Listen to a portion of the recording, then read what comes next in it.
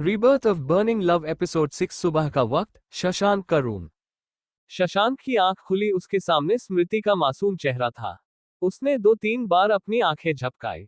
उसने देखा कि स्मृति का हाथ उसके गाल के नीचे है। ये देख उसके चेहरे पर मीठी सी स्माइल आ गई। स्मृति की भी नींद हल्की हल्की खुली। ये देख शशांक ने अपनी आंखें बंद कर ली। स्मृति ने देखा शशांक अभी भी सो रहा है। वो सोते हुए कितना शांत लगता है। स्मृति प्यार से उसके चेहरे पर हाथ रखती है। शशांक को जैसे ही ये महसूस हुआ, उसकी धड़कनें बढ़ गई। फिर भी वो ऐसे ही शांति से सोया रहा। स्मृति खुद की हरकत पर झेप गई। वो अपना हाथ पीछे लेकर बोली, ये हम क्या कर रहे हैं? अगर इन्हें पता चला तो पता नहीं क्या सोचेंगे। फिर उसका ध्यान अपने दूसरे हाथ पर गया जो शशांक के गाल के नीचे था। वो हल्के से अपना हाथ निकालती है और उठकर कपड़े ले वॉशरूम में चली जाती है। उसके जाने के बाद शशांक अपनी आंखें खोलती है। उसके चेहरे पर प्यारी सी मुस्कान थी, जैसे स्मृति का ये करना उसे काफी पसंद आया हो। तभी उसके हाथ में स्मृति का मंगलसूत्र लगा जो शायद रात को खुल गया था। उसे देख उसके चेहरे पर शातिर स्माइल आ गई। कुछ देर बाद स्मृति नहाकर बाहर आती है। उसने रामा कलर सिल्क की साड़ी पहनी थी। उसके बाल गीले थे। वो अपने बाल झटक कर अपनी चूड़ियां पहनने लगती है तो उसका ध्यान अपने गले पर जाता है। गले में मंगलसूत्र ना पाकर वो घबरा जाती है और उसे इधर उधर ढूंढने लगती है। शशांक ये सब हल्की आंखें खोले देख रहा था। स्मृति बिना शोर किए बढ़कर ढूंढने लगती है। अपनी साइड तो उसे मंगलसूत्र नहीं मिला। फिर वो लंबी सांस लेकर अपने बाल कान के पीछे करती है और शशांक के हाथ को हल्का ऊपर करके देखती है। पर मंगलसूत्र वहां भी नहीं था। वो शशांक के ऊपर हल्का झुककर उसकी साइड ढूंढने लगती है। वही शशांक को स्मृति की खुशबू महसूस हो रही थी, ऊपर से स्मृति के गिले बाल जो उसके चेहरे पर आ रहे थे, जिससे उसे चेहरे पर हल्की गुदगुदी महसूस हो रही थी। स्मृति बिल्कुल शशांक के ऊपर थी। स्मृति ने एक बार शशांक को देखा जो उसे ही देख रहा था। ये देख स्मृति की सांसें रुक गई। वो उठने को हुई तो हड़बड़ाहट के मारे शशांक के ऊपर घिर गई। स्मृति का सर शशांक के सीने पर था। शशांक की धड़कनें अचानक रुक गई। स्मृति ने भी अपनी आंखें कसकर बंद कर ली। वो मन में बोली, ये हमसे क्या हो गया? काश हम कुछ देर रुक जाते तो ये नहीं होता। स्मृति जल्दी से उठकर बोली, सॉरी सॉरी, हमने ये जानबूझकर नहीं किया। हम तो बस। वो आगे कुछ बोलती उससे पहले शशांक बैठते हुए बोला, मैंने कुछ कहा क्या जो तुम अपनी सिफाई दे रही हो? तुम शायद ये ढूंढ रही थी। वो अपना हाथ आगे करता है जिसमें मंगलसूत्र था। उसे देख स्मृति उसके हाथ से ले पाती उससे पहले शशांक अपना हाथ नीचे कर लेता है। ये देख स्मृति सवालिया नजरों से उसे देखती है, तो शशांक उसे अपनी उंगली से पास आने का इशारा करता है। स्मृति के पास कोई चारा नहीं था। वो धीरे से उसके पास जाती है तो शशांक उसके करीब आकर उसे मंगलसूत्र पहना देता है। स्मृति का दिल काफी तेजी से धड़क रहा था। शशांक जल्दी से उठ वॉशरूम में चला जाता है। स्मृति शर्माते हुए तैयार होकर बाहर चली जाती है। स्मृति सबसे पहले पूजा करती है और बाद में दादाजी और नोआन के लिए चाय बनाती है। वो गार्डन में जाकर चाय टेबल पर रख दादाजी और नोआन को आवाज देती है जो गार्डन में टहल रहे थे। वो दोनों चेयर पर आके बैठते हैं तो स्मृति उन्हें चाय का कप पकड़ाकर उनके पास बैठ जाती है। नोआन चाय का सिप लेकर बोले, वाह बेटा, कितनी अच्छी चाय बनाई है तुमने, कितने दिनों बाद ऐसी चाय पी है। दादाजी भी चाय पीकर इतराते हुए बोले, आखिर बहू किसकी है? नोआन हाँ में सर हिलाकर बोले, मानना पड़ेगा अधम, तुम्हारी किस्मत काफी अच्छी है। तुमने बहू और पोता बहू दोनों हीरे जैसी ढूंढी है। उनकी बात सुन स्मृति मुस्कुरा देती है। फिर नोआन स्मृति से बोले, सुनो बेटा, मैं तुम्हें एक किस्सा सुनाता हूँ। तुम्हारे जो ये दादाजी है ना, वो एक नंबर के बेवड़े हैं। स्मृति काफी ध्यान से उनकी बात सुनने लगती है और दादाजी नोआन को भूलने लगते हैं। नोआन आगे बोले, जब हम पहली बार अमेरिका में मिले थे तब मैंने रात को इसे ड्रिंक के लिए इनवाइट किया, पर मुझे क्या पता था कि ये महाशय पी के टली हो जाएंगे। दादाजी बीच में बोले, अब रहने भी दे, क्यों पुरानी बातें बता रहा है। नोआन उनकी बात अनसुनी करके आगे बोले, इस बेवड़े ने ना तो मुझे सोने दिया ना ही मेरी कॉलोनी को। पूरी रात टेरेस पर पागलों की तरह चिल्लाता रहा। स्मृति आगे जानने के लिए बोली, फिर क्या हुआ? नोआन हंसते हुए बोले, फिर क्या होना था, पूरी कॉलोनी ने इस पे और मुझ पे केस कर दिया। बड़ी मुश्किल से मेरे एक दोस्त ने हमारी बेल करवाई। उसके बाद मैंने जिंदगी में कभी इसे ड्रिंक के लिए नहीं पूछा। ये बोल नोआन हंसने लगे और साथ में स्मृति भी। दादाजी बोले, कर ली मेरी चुगली, पड़ गई कलेजे को ठंडक। राजेश जी और पूजा जी भी गार्डन में आते हैं। राजेश जी बोले, ये भी तो बताइए कि उसके बाद जब भी आपके घर आए तो सारे पड़ोसी इन्हें घूर कर देखा करते थे। नुआन हंसते हुए हाँ में सर हिला देते हैं। दादाजी राजेश जी को घूर कर पूजा जी से बोले, आप दोनों इतने तैयार होकर कहीं जा रहे हो क्या? पूजा जी उनकी बात सुन बोली, दादाजी आज मैं पापा से मिलने जा रही हूँ। ऐसे अचानक मैं यहाँ आई थी और अब सब ठीक है तो मैं एक बार उनसे मिलकर आती हूँ। उनकी बात सुन दादाजी हाँ में सर हिलाकर बोले, सही कहा, मिलाओ बेटा। स्मृति का चेहरा उतर गया था। ये देख पूजा जी मुस्कुरा कर बोली, सिर्फ कुछ दिनों की ही बात है और अब वैसे भी हमारी स्मृति सब कुछ संभाल लेगी, तो फिक्र करने की कोई जरूरत नहीं है, क्यों स्मृति? उनकी बात सुन स्मृति बेमन से हाँ में सर हिला देती है। पूजा जी और राजेश जी दादाजी को ध्यान रखने का बोल चले जाते हैं और दादाजी और ये भी मेंशन में चले जाते हैं। आज सबकी छुट्टी थी तो सभी घर पर ही थे। कल जब आरवी आई थी तो प्रतीक ने उसे कोई काम नहीं करने दिया, इसीलिए वो आज भी जॉब पर आई थी अपने पेंडिंग काम को करने के लिए। श्रीविका भी सभी से मिलने मेंशन आई हुई थी। शिव अविनाश के साथ गोल्फ खेलने गए थे। सभी लोग मैन हॉल में बैठे बातें कर रहे थे। श्रीविका कर्निश से बोली, यार चलो ना कुछ गेम खेलते हैं, बैठे बैठे बोर हो गए हैं। उसकी बात सुन कर्निश उठते हुए बोला, तुमने तो मेरे मुंह की बात छीन ली। चलो एक काम करते हैं, हम सब क्रिकेट खेलते हैं। ये सुन आरवी बोली, हाँ हाँ मैंने काफी क्रिकेट खेला है, मजा आएगा। अद्विक उसका मजाक बनाते हुए बोला, शक्ल देखी है अपनी, कभी बेट को हाथ भी लगाया है जो तुम खेल लोगी। उसकी बात सुन आरवी उसे घूरने लगती है। श्रीविका बोली, अरे तो एक काम करते हैं ना, सब गेम खेलते हैं, पता चल जाएगा किसे खेलना आता है और किसे नहीं। स्मृति मना करते हुए बोली, नहीं आप सब खेलिए, मुझे क्रिकेट बिल्कुल नहीं आता। उसकी बात सुन क्रियांश बोला, भाभी प्लीज मना मत कीजिए, कोई बात नहीं, अगर खेलना नहीं आता तो कौन सा हारने पर किसी को सजा मिलेगी। श्रीविका और आरवी के कहने पर स्मृति मुश्किल से हाँ करती है। प्रतीक और अद्विक अभ्रम ओरियन को भी खेलने के लिए मना लेते हैं। बस अब ईवा और शशांक थे जिनकी हाँ की जरूरत थी। कर्निश नोआन से बोला, प्लीज आप ईवा से भी कहो ना, वो जब से आई है तब से अपने कमरे में ही है। नोआन उठते हुए बोले, रुको मैं उसे लेकर आता हूँ। फिर कर्निश स्मृति से बोला, चलो भाभी हम भाई को लेकर आते हैं। उसकी बात सुन स्मृति मना भी नहीं कर पाई, सब उसे जो देख रहे थे। स्टडी रूम के बाहर आकर कर्निश बोला, पहले भाभी आप जाओ, बाद में मैं आऊंगा। उसकी बात सुन स्मृति मना करते हुए बोली, नहीं हम पहले नहीं जाएंगे, हम साथ में चलते हैं ना। ये सुन कर्निश मासूम चेहरा बनाकर बोला, प्लीज भाभी आप पहले जाओ ना, भाई आपसे कुछ नहीं कहेंगे, पर अगर मैं गया तो भाई मेरा भरता बना देंगे। उसकी बात सुन स्मृति लंबी सांस लेकर डरते हुए गेट खोलती है।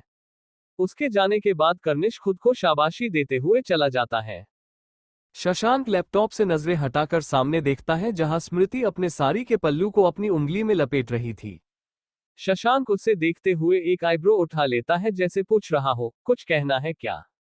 स्मृति डरते हुए बोली, वो आपसे हम उसका वो हम सुनकर शशांक लैपटॉप को साइड रखकर उसके पास आते हुए बोला, जो भी कहना है साफ कहो, मुझे वो हम वाली लैंग्वेज नहीं आती।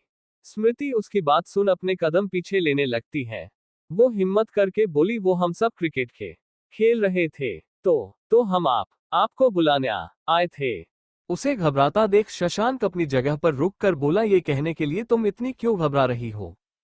उसकी बात सुन स्मृति सर नीचे झुका लेती है। कुछ देर बाद सभी लोग गार्डन में थे। शशांक स्मृति के कहने पर आ गया। ईवा भी आ गई थी, लेकिन उसके भाव देखकर लग रहा था कि उसका मन नहीं था खेलने का। दो टीम थी। फर्स्ट टीम में कर्निश, अब्रम, अद्विक, स्मृति, ईवा थे। सेकंड टीम में क्रियांश, प्रतीक, शशांक, ओरियन, श्रीविका और आरवी थे। एक प्लेयर ज्यादा था तो इसके लिए भी कर्निश और क्रियांश ने काफी बहस की, लेकिन लास्ट में सिक्का उछालने पर क्रियांश जीत गया, इसीलिए एक प्लेयर उसकी टीम में ज्यादा था। नोआन और दादाजी ऑडियंस की तरह बैठ गए थे। गेम शुरू होता है। पहली बैटिंग क्रियांश की टीम करने वाली थी। आरवी और अद्विक दोनों एक दूसरे को वेट एंड वॉच का इशारा करते हैं। बॉलिंग कर्निश करने आया था और बैटिंग आरवी। सभी अपनी अपनी पोजीशन पर थे। कर्निश बॉल फेंकता है तो आरवी भी चौका मारती है। क्रियांश की टीम जोर जोर से आरवी को चीयरअप करती है। आरवी पूरी जान लगाकर खेलती है। लास्ट में अद्विक उसे आउट कर लेता है। स्मृति को उसे देख थोड़ा बहुत गेम समझ आया था और अब उसकी बारी थी। बैटिंग ओरियन करने आया था।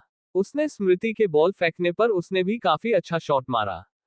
दूसरी बार उसकी बॉल अभ्रम ने पकड़ ली। अब बॉलिंग अद्विक करने आया था और बैटिंग श्रीविका। अद्विक के बॉल पर श्रीविका शॉट मारती है लेकिन अभ्रम उसकी भी बॉल पकड़ के बोला आउट। ये सुन श्रीविका बोली कोई आउट वाउट नहीं हुआ है, आप जलते हैं हमसे क्योंकि हम जीत रहे हैं। उसकी बचकानी बात सुन अभ्रम को हंसी आ जाती है, यहाँ तक कि सभी हंसने लगते हैं। ईवा ने क्रियांश और प्रतीक के लिए बॉलिंग की। पहले तो उसे मजा नहीं आ रहा था लेकिन अब वो स्मृति और अपनी टीम के साथ मिलकर पूरी जान लगा रही थी और ये देख नोआन की आंखों में आशा की किरण जाग गई। अब शशांक ने अभ्रम की बॉल पर छक्का लगाया था और 3 बॉल के बाद अद्विक ने उसे आउट किया था। अब बारी अभ्रम की टीम की थी बैटिंग करने की। सबसे पहले ओरियन बॉलिंग करने आया और बैटिंग ईवा। उसे देख ओरियन पहले बॉल स्लो मारता है लेकिन वो जोर से चौका मारती है। उसे देख कर्निश और स्मृति उछल पड़े। स्मृति को देख शशांक को हंसी आ गई। स्मृति के सामने शशांक था और उसे देख स्मृति के हाथ ठंडे पड़ गए थे। शशांक ने उसे देखकर बॉल धीरे मारी थी लेकिन फिर भी वो नहीं मार पाए। दादाजी जोर से बोले, अरे मेरे नालायक पोते, मेरी बहू को तुम्हारे जितना नहीं खेलना आता, तो तुम थोड़े आराम से मारो। कर्निश अद्विक स्मृति के पास जाकर अद्विक बोला, भाभी उससे मत डरिए, आप कर सकती है। स्मृति हाँ में सर हिलाती है और शशांक की बॉल पर पूरी जान लगाकर एक जोरदार शॉट मारती है। शशांक जानबूझकर जल्दी आउट हो गया। अब बैटिंग अद्विक करते हुए आरवी के बॉल के लगातार 3 बार शॉट मारता है। श्रीविका अभ्रम को घूरते हुए बॉल फेंकती है और अभ्रम जोर से छक्का मारता है। कर्निश लास्ट में प्रतीक और क्रियांश दोनों को आउट कर देता जिससे दोनों टीमों के स्कोर बराबर हो जाते हैं। कर्निश उछलते हुए स्मृति के गले लग जाता है, अद्विक भी भागकर उन दोनों के लिपट जाता है। कर्निश और अद्विक अभ्रम और ईवा को भी अपने साथ हग में ज्वाइन कर लेते हैं। श्रीविका, आरवी, प्रतीक, क्रियांश भी आपस में उछलते हुए हग करते हैं। शशांक और ओरियन एक दूसरे को हाई फाई देते हैं। सभी ने नोआन और दादाजी की तरफ देखा तो वो दोनों सभी को गुड लक के इशारे कर रहे थे। मैच खत्म हो गया। सभी थककर वही घास पर बैठ गए। शशांक स्मृति के थके हुए चेहरे को देख रहा था। उसके चेहरे पर हल्की सी स्माइल थी। शाम का वक्त आज सभी ने जल्दी डिनर कर लिया था, सिवाय ईवा के, और ये देख उसके दादाजी मतलब नोआन काफी निराश हो गए थे। स्मृति, श्रीविका और आरवी तीनों हॉल में थी। सारे बॉयज, शिव, दादाजी और नोआन स्टडी रूम में बातें कर रहे हैं। दादाजी नोआन से बोले, मुझे ये शायद नहीं पूछना चाहिए लेकिन एक दोस्त होने के नाते मैं तुमसे पूछूंगा कि आखिर ऐसी क्या बात है नोआन कि तुम मुझसे नहीं कह रहे हो। मैंने जब से ईवा को देखा है वो काफी गुमसुम शांत रहती है, ना उसके चेहरे पर कोई भाव है ना वो किसी से बात करती है। आखिर उसे हुआ क्या है? उनकी बात सुन नोआन का दिल भारी हो जाता है। वो भारी आवाज में बोले, मेरी बच्ची को लोगों से घुलना मिलना काफी पसंद था अधम, पर उसकी खुशियां, उसकी मुस्कुराहट, उसकी फीलिंग सब मानो 4 साल पहले ही कहीं खो गई है। अब वो बस एक पुतले की तरह रहती है। ये बोल उनकी आंखों में नमी आ गई। सभी उनकी बात ध्यान से सुन रहे थे। दादाजी उनके हाथ पर हाथ रखते हैं। नोआन आगे बोले, 4 साल पहले सब खत्म हो गया। चलिए हम एक बार ईवा की कहानी जानते हैं। ईवा की माँ का नाम सुप्रिया देराश्री फौजा था और पापा का नाम लॉयड फौजा। सुप्रिया और लॉयड दोनों एक दूसरे से काफी प्यार करते थे। नोआन की रजामंदी से उन्होंने शादी कर ली। सुप्रिया ने भले ही किसी विदेशी से शादी की हो लेकिन वो कभी अपने धर्म को नहीं भूली। वो हर पूजा पाठ अमेरिका में किया करती थी। उसने लॉयड और नोआन को अपनी तरह ढाल दिया था। वो सभी हिंदी में बात करते थे। लॉयड और नोआन ने हर वो चीज सीखी जो सुप्रिया को पसंद थी। सभी काफी प्यार से रहते थे। फिर ईवा का जन्म हुआ। वो धीरे धीरे बड़ी हुई। वो अपनी माँ से हिंदी सीखती और उनकी तरह ही हारमोनियम बजाती। वो अपनी माँ की तरह संस्कारी बन गई थी, यहाँ तक कि उसने अपना पूरा नाम ईवा देराश्री फौजर रखा था। पर उनकी खुशियां ज्यादा लंबी नहीं चली। जब ईवा 16 साल की हुई तब सुप्रिया को इंडिया कुछ काम से आना था। लॉयड भी उनके साथ इंडिया आए थे। ईवा का काफी मन था इंडिया की खूबसूरती को देखने का। उसने बस अपनी माँ से इंडिया के बारे में सुना था। वो जाना चाहती थी लेकिन उसके लिए एग्जाम चल रहे थे, इसीलिए सुप्रिया उसे अगली बार अपने साथ इंडिया जाने का बोल चली गई।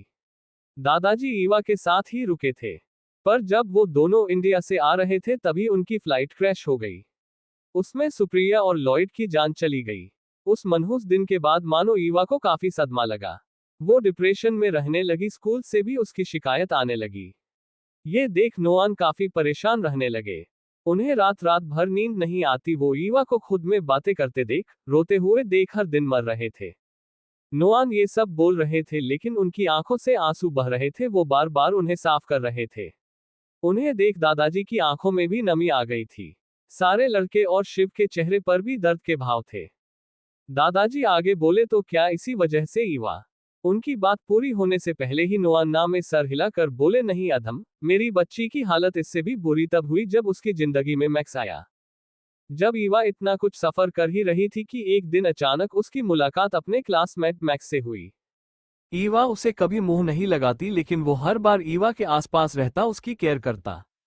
उसे खुश करने के लिए वो रोज कुछ ना कुछ ऐसा करता जिससे ईवा खुश हो। और हुआ भी कुछ ऐसा ही। धीरे धीरे ईवा मूव ऑन करने लगी थी। वो खुश रहने लगी थी। पूरे 4 साल तक वो दोनों एक रिलेशनशिप में रहे। इन 4 सालों में ईवा पूरी बदल गई थी। वो पहले की तरह खुश रहने लगी थी। वो मैक्स से हद से ज्यादा प्यार करने लगी थी। उसने अपने प्यार के बारे में मुझे बताया। मैं ईवा को खुश देखना चाहता था, इसीलिए मैंने हाँ कर दी। 4 सालों में ईवा ने काफी मेहनत करी और एक वकील बन गई। मैक्स हर दिन उससे मिलता, उसे हंसाता, उसकी देखभाल एक बच्चे की तरह करता। ईवा जब 21 साल की हुई तो उसने मैक्स को शादी के लिए प्रपोज करने की ठानी। वो रात को उसके घर गई बिना उसे बताए, पर जब उसने मैक्स को देखा तो उसकी मानो जान निकल गई। मैक्स एक लड़की के साथ था। ये देख ईवा के होश उड़ गए। वो पहले तो रोती थी, थोड़ी बहुत बातें ही कर लेती थी, लेकिन मैक्स के धोखे के बाद वो एक जिंदा लाश बन गई। वो दिन भर अपना काम कर रात को बस अपनी आंखें खोल पता नहीं क्या सोचा करती है। रात भर वो नींद नहीं लेती, खाना भी वो काफी कम खाती है। उसने जिंदा रहने की तो मानो आश ही छोड़ दी। उसे हर चीज से बेहद नफरत हो गई है। उसकी ये हालत मुझसे देखी नहीं गई, इसीलिए मैं उसे यहाँ ले आया। क्या पता यहाँ रहकर वो जीना सीख जाए। बस मरने से पहले मैं उसे खुश देखना चाहता हूँ। उनकी पूरी बात सुन दादाजी उन्हें गले लगाते हुए बोले, चिंता मत करो, वो यहाँ रहकर जरूर ठीक हो जाएगी। कर्निश भी बोला, बिल्कुल, वो जरूर ठीक हो जाएगी। उसकी बात सुन नोआन हाँ में सर हिला देते हैं। सभी लोग कुछ देर बातें करने के बाद मैन हॉल में चले जाते हैं। कर्निश और अद्विक स्मृति को ढूंढते हुए गार्डन में आ जाते हैं। सामने का नजारा देख वो अपनी जगह पर ही रुक जाते हैं। ईवा कानों में ईयरफोन लगाकर गार्डन में बैठ चांद को देख रही थी। स्मृति उसके पास बैठ उसके एक कान से ईयरफोन निकालकर बोली, आपने खाना क्यों नहीं खाया? ईवा बिना स्मृति को देखे बोली, मुझे भूख नहीं लगी है।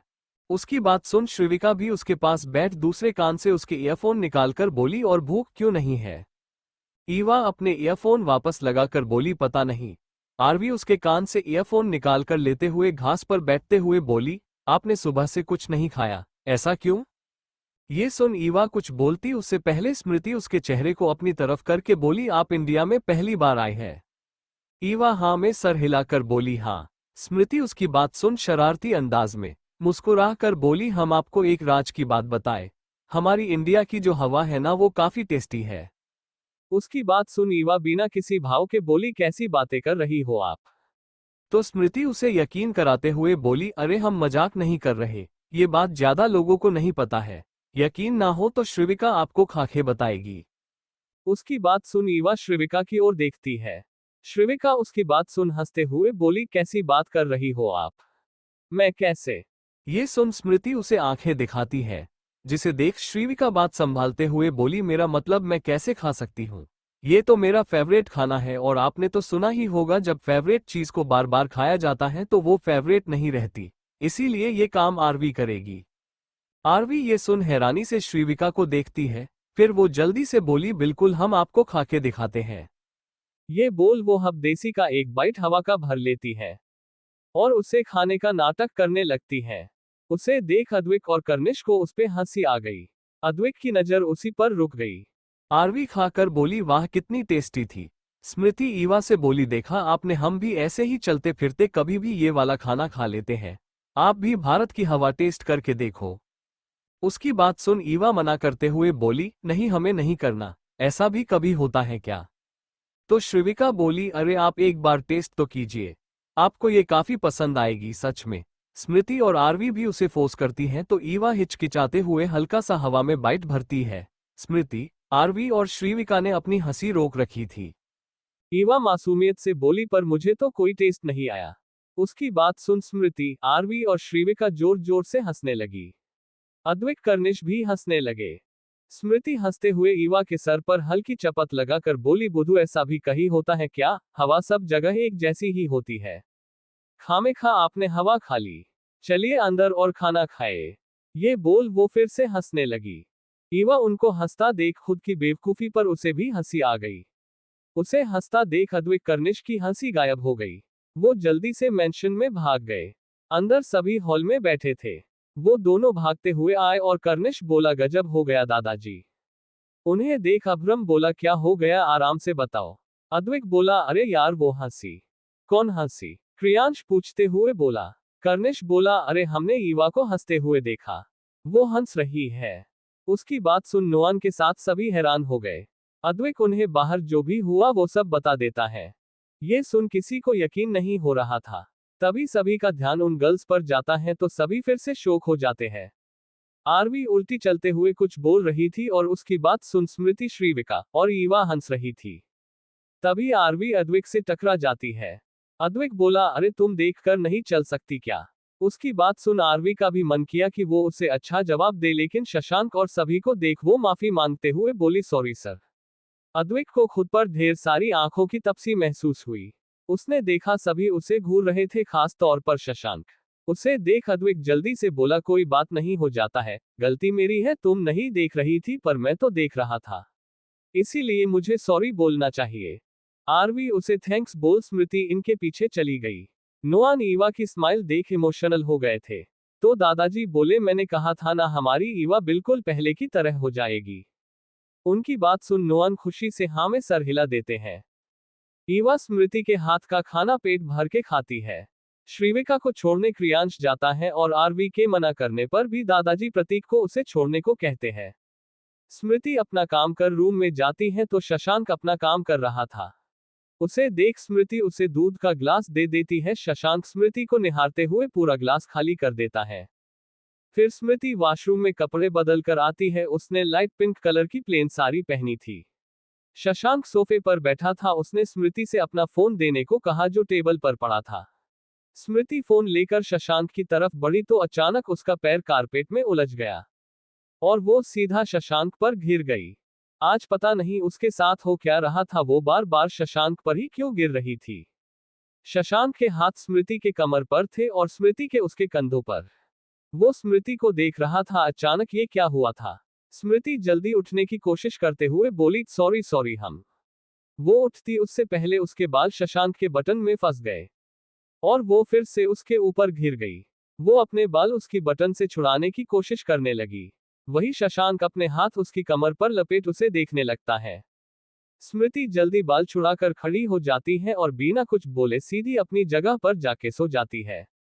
शशांक ये देख मुस्कुरा देता है। सुबह का वक्त। ईवा रूम से बाहर निकलती है तो सामने से आ रहे ओरियन से टकरा जाती है।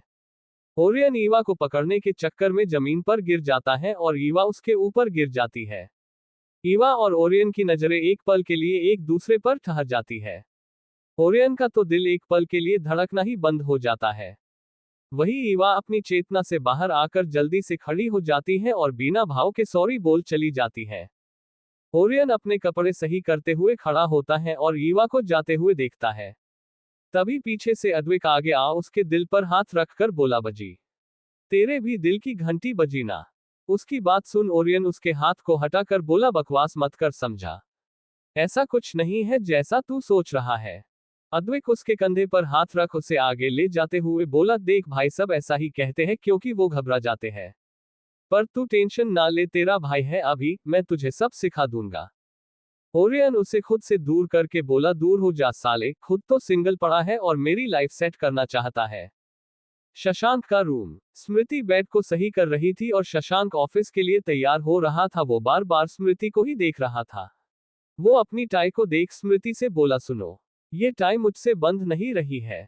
स्मृति उसकी बात सुन धीरे धीरे उसके पास आकर उसके हाथ से टाई ले लेती है। वो शशांक को देखती है जो तनकर खड़ा था। पहले ही वो स्मृति से काफी लंबा था और बेचारी स्मृति अब उसे टाई कैसे बांधे यही सोच रही थी। फिर वो अपनी एड़ियां उठा पर खड़ी हो जाती है। पर मजाल की शशांक नीचे हुआ हो। स्मृति को शशांक के परफ्यूम की खुशबू आ रही थी, जिससे उसकी धड़कनें सामान्य से तेज चल रही थी। वही शशांक की नजरें एक बार फिर स्मृति की कमर पर गई, तो उसका गला सूखने लगा। वो फिर से उसे छूने के लिए हाथ आगे बढ़ता ही है कि स्मृति जल्दी से टाई बांध कर दूर हो जाती है। वो जाने को होती ही है कि शशांक उसे कमर से पकड़ अपनी तरफ खींच लेता है। अचानक खींचने से स्मृति उसके सीने से लग जाती है। शशांक के कितने करीब होने से स्मृति की सांसें बढ़ गई। शशांक स्मृति के ब्लाउज की डोरियां बांधते हुए बोला, क्या ये तुम हर बार मेरे लिए भूल जाती हो? स्मृति उसकी बात सुन अलग होने लगती है तो शशांक उसे फिर कमर से पकड़ लेता है। अब स्मृति की हालत खराब होने लगी थी। शशांक को भी पता नहीं वो ऐसा क्यों कर रहा है। स्मृति के गाल टमाटर की तरह लाल हो गए थे। उन्हें देख के वो बोला, इतना शर्मा क्यों रही हो? मैं तो बस ये पूछना चाहता हूँ कि तुम हर बार मुझसे इतना दूर क्यों भागती हो, इतना क्यों डरती हो? ये सारी बातें सुन स्मृति के हाथ शशांक की शर्ट को टाइट पकड़ लेते हैं। उसे समझ नहीं आ रहा था कि वो उसकी बातों का क्या जवाब दे। शशांक हल्की मुस्कान के साथ उसे छोड़ देता है। स्मृति की तो हालत ही नहीं थी कि वो उससे नजरें मिलाए। शशांक उसे ही देख रहा था और ये बात वो जानती थी, इसीलिए वो जल्दी से बिना शशांक को देखे बाहर भाग जाती है। उसे देख शशांक को हंसी आ गई। ईवा बाहर हॉल में बैठी थी। स्मृति को आता देख वो जल्दी से उसके पास जाकर बोली, मिस, मेरा मतलब स्मृति, नहीं मिसेज अग्निवंशी। उसे देख स्मृति उसकी बात बीच में काट कर बोली, दीदी, आप दीदी या स्मृति कह सकती हो। जिसे सुन ईवा बोली, दीदी सही होगा। वैसे मैं ये कह रही थी कि दादाजी और आपके दादाजी दोनों कहीं बाहर गए हैं जो कल आएंगे। स्मृति ये सुन बोली, इतनी सुबह सुबह वो चले गए, खाना भी खाकर नहीं गए। जिसे सुन ईवा वापस बोली, उन्होंने कहा कि वो नाश्ता करके गए हैं। स्मृति बोली, अच्छा, वैसे हम चाय नाश्ता बनाने जा रहे हैं तो क्या आप भी चलेंगी? उसकी बात सुन ईवा हिचकिचाते हुए हाँ में सर हिला देती है। वो दोनों किचन में जाती है तो स्मृति पहले दोनों के लिए चाय बनाती है और ईवा चाय पी भी लेती है। बाद में स्मृति ईवा से बातें करते हुए नाश्ता तैयार करने लगती है। ईवा बस उसे देख रही थी। शायद उसे ये याद आ रहा था कि कैसे उसकी माँ भी बिल्कुल ऐसे ही उससे बातें करते हुए खाना बनाती थी। तभी कर्निश भी किचन में आता है। पहले उसका ध्यान स्मृति पर जाता है, जिसे देख उसके चेहरे पर मुस्कान आ गई, पर फिर वो ईवा को देखता है। उसे देख वो थोड़ा हैरान हो जाता है। स्मृति उसे दूध का ग्लास देकर बोली, ये लीजिए आपका फेवरेट दूध। उसकी बात सुन कर्निश आंखें छोटी करके बोला, चिढ़ा रही हो आप मुझे? कोई फेवरेट वेवरेट नहीं है मेरा, आप जबरदस्ती पिलाती हो मुझे। उसके बोलने के तरीके पर स्मृति उसकी नाक खींचकर बोली, अब आपको आदत पड़ गई है, इसीलिए तो आप रोज दूध लेने यहां तक आ जाते हो। स्मृति की बात सुन कर्निश हाँ में सर हिलाकर दूध पी लेता है। ईवा उनकी बातें सुन रही थी। कुछ देर बाद स्मृति ने नाश्ता टेबल पर रख दिया था। अद्विक ओरियन को देखकर स्माइल कर रहा था। ये देख अब्रम धीरे से बोला, तूने अपना टेस्ट चेंज कर लिया क्या? उसकी बात क्रियांश ने भी सुन ली थी। वो भी धीरे से बोला, क्या मतलब अब अद्विक भाई को लड़के पसंद आने लगे? उसकी बात सुन अब्रम को हंसी आ गई। वही अद्विक जोर से बोला, क्या बकवास है? इतना जोर से बोलने पर स्मृति और ईवा चमक जाती है और उसे देखने लगती है। शशांक के साथ सारे बॉयज भी उसे हैरानी से देखते हैं। स्मृति धीरे से बोली, क्या हुआ, खाना अच्छा नहीं बना है? हम कुछ और बनाए? उसकी बात सुन अद्विक बोला, ओहो मेरी प्यारी भाभी, आप कभी खाना बेकार भी बना सकती हो क्या? मैं तो इस क्रियांश से कह रहा था। प्रतीक का फैशन डिजाइनिंग का एक खाली बड़ा सा रूम, जिसमें हर टाइप के फैशन डिजाइनिंग के सामान थे। आरवी और प्रतीक दोनों कुछ डिजाइन बना रहे थे और स्मृति उनकी हेल्प करा रही थी। ईवा भी उन सब के साथ ही थी, लेकिन वो अपने लैपटॉप से कुछ काम कर रही थी। लगभग शाम हो गई थी और आज पूरे दिन वो सब प्रतीक के उसी रूम में थे। तभी गेट खुला और कर्निश, क्रियांश अंदर आए। उन्हें देख प्रतीक बोला, क्या बात है, आज तुम दोनों जल्दी कैसे आ गए? उसकी बात सुन कर्निश बोला, भाई को ना भाभी की फिक्र हो रही थी, वो सुबह से अकेली जो थी, इसीलिए भाई ने हमें जल्दी घर भेज दिया। ये सुन स्मृति के चेहरे पर हल्की मुस्कान आ गई, लेकिन उसने जल्दी उसे छुपा ली। क्रियांश रूम में नजरें फेर कर बोला, यार आप सब बोर नहीं हो रहे क्या? मतलब आज दादाजी भी नहीं है तो हम सब कुछ करते हैं ना, क्या आप भी इसका काम लेकर बैठ गए? प्रतीक उसकी बात सुन उसे घूरते हुए बोला, तू कुछ ज्यादा नहीं बोल रहा? कर्निश प्रतीक के कंधे पर हाथ रखकर बोला, छोड़ा ना इसे, तू ये बता म्यूजिक सिस्टम कहाँ है? प्रतीक एक तरफ इशारा करके बोला, वहां पर है, पर तू करने क्या वाला है? तभी श्रीविका भी आ गई। वो जल्दी स्मृति के पास जाकर उसकी डिजाइन देख बोली, वाह क्या डिजाइन है, इनफैक्ट सबकी डिजाइन जोरदार है। ईवा भी अपना ध्यान अपने लैपटॉप से हटाकर उन सभी पर देती है। कर्निश एक गाना प्ले करते हुए बोला, चलो कुछ फन करते हैं। इस गाने पर सभी को बारी बारी अपना डांस करना है, ठीक है, और कोई मना नहीं करेगा। उसकी बात सुन श्रीविका बोली, चलो शुरुआत आरवी तुम करोगी, ठीक है। आरवी मना करती उससे पहले सब ऑडियंस की तरह जमकर बैठ गए। इधर बाहर 3-4 कार्स आकर रुकी और एक कार से शशांक अब्रम बाहर आए और दूसरी से अद्विक और ओरियन। अंदर आकर चारों मैन हॉल में बैठ गए। अद्विक चारों ओर देखते हुए बोला, यार कोई नजर क्यों नहीं आ रहा, सभी कहाँ चले गए?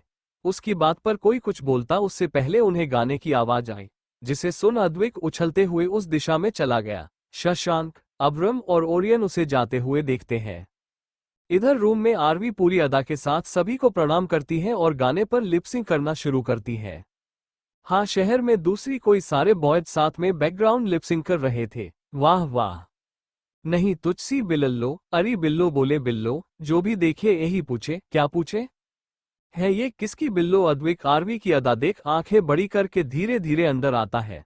उसे देख आरवी मस्तानी चाल चलते हुए आगे लिपसिंग करती है। हर अदा तेरी जगाती है कयामत, कोई हर कदम पर तू गिराती चले, बिजली बिल्लो। सारे बॉयज ये देख सिटी बजाकर साथ बोले, इश्क करके तुझसे दीवाना, बेताब हुआ बर्बाद हुआ, भूल गया अपना भी नाम, जब नाम तेरा इसे याद हुआ। प्रतीक उसके पास जाकर उसके गोल गोल घूमते हुए बोला, इश्क करके तुझसे दीवाना, बेताब हुआ बर्बाद हुआ, भूल गया अपना भी नाम, जब नाम तेरा इसे याद हुआ। प्रतीक की चाल और एक्टिंग देख सभी को हंसी आ गई, यहां तक कि ईवा को भी। आरवी प्रतीक को देख आगे बोली, ये हैं जो मजनू, हाय इन्हें क्या मैं समझूं, ओहो रोज हो जाते हैं ये किसी न किसी पे फिदा। इतना शोर सुनकर अब्रम और ओरियन भी गेट से खड़े होकर अंदर के तमाशे को देख रहे थे। वही शशांक खिड़की से स्मृति के हंसते हुए चेहरे को खोए हुए देख रहा था।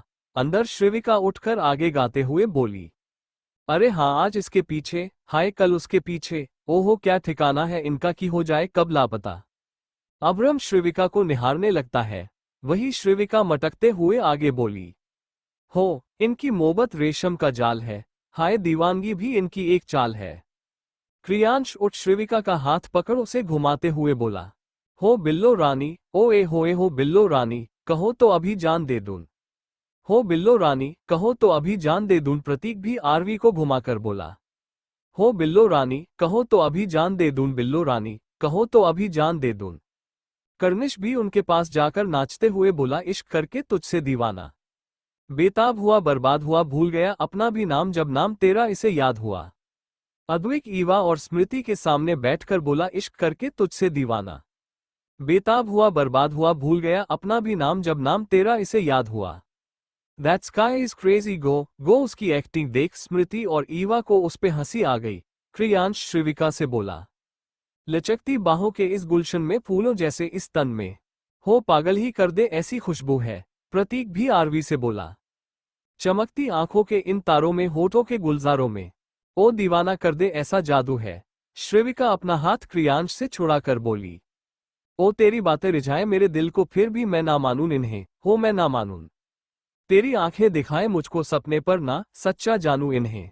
ओहो आरवी प्रतीक को देख शक करने की एक्टिंग करते हुए बोली, राह में तूने मुझे रोका है, हाय इसमें कोई ना कोई धोखा है। क्रियांश और प्रतीक, आरवी और श्रीविका चारों साथ नाचते हुए, हो बिल्लो रानी कहो तो अभी जान दे दूं, हो बिल्लो रानी कहो तो अभी जान दे दूं, हो बिल्लो रानी कहो तो अभी जान दे दूं, बिल्लो रानी कहो तो अभी जान दे दूं। That sky is crazy. Karnish Smriti का हाथ पकड़ उसे सामने ले जाते हुए बोला, कि अब तक तुम्हारी समझ में आईना घूम ले ओ चाहे सब दुनिया है, हमसा प्रेमी न मिली है तुमका कहीं, ये बोल वो उसके सामने हाथ जोड़ता है। ये देख स्मृति को हंसी आ गई। शशांक उसके चेहरे को देख रहा था। वही अद्विक ईवा का हाथ पकड़कर आगे लाता है तो वो वापस जाने को हुई। उसे रोकने के लिए अद्विक आगे लिपसिंग कर उसे घुमाते हुए बोला, कि बिल्लो धक धक ही मन धक्त है, तन माँ अगनी भड़कत है, जब जब लगावत हो तुम ठुमका कहीं। स्मृति भी अपने साड़ी के पल्लू को कमर पर तान कर्निश के शोल्डर पर हल्का पीछे की तरफ धक्का देकर बोली, हो तेरी नियत है खोटी, मन है पापी, हर जाए तू बेईमान तू। उसकी अदा देख शशांक का दिल जोर से धड़कने लगा। अब्रम ओरियन को भी ये देख हंसी आ गई। स्मृति को ये कर हल्की शर्म आ गई, जिसे देख श्रीविका उसे हंसते हुए गले लगा देती है। ईवा भी मूड में आकर हल्का गुस्सा दिखा अद्विक से बोली, तेरी चाहत मैं जनू राजा क्या है मुझको भोली नहीं जान तू। ईवा को देख ओरियन को सुबह वाला किस्सा याद आ गया, जिससे उसके दिल में अलग सा एहसास हुआ। बाकी सभी उसका बदला मूड देख हंस देते हैं। फिर स्मृति और ईवा साथ बोली, हाँ भेष बनाए प्रेमी का सहा है, हाय तू भंवरा तू रस का प्यासा है कर्निश। और अद्विक उन्हें घुमाकर बोले, हो बिल्लो रानी हो बिल्लो, हो बिल्लो हो बिल्लो रानी, कहो तो अभी जान दे दूं। हो बिल्लो रानी कहो तो अभी जान दे दूं। सभी साथ में डांस करते हुए, हो जान दे दूं जी तो ईमान दे दूं। बिल्लो रानी कहो तो अभी जान दे दूं। ओ बिल्लो रानी कहो तो अभी जान दे दूं। गाना खत्म होते ही सभी वहीं बैठ जाते हैं। तभी ईवा की नजर ओरियन और अब्रम पर गई। ओरियन को देख उसे भी सुबह का सीन याद आया। स्मृति की भी नजर अचानक शशांक पर गई, जो खोए हुए उसे ही देख रहा था। उसे देख स्मृति की आंखें बड़ी हो गई। इसका मतलब उसे डांस करते हुए शशांक ने देख लिया था। स्मृति के गाल फिर लाल हो गए। शशांक उसे देख वहां से चला जाता है।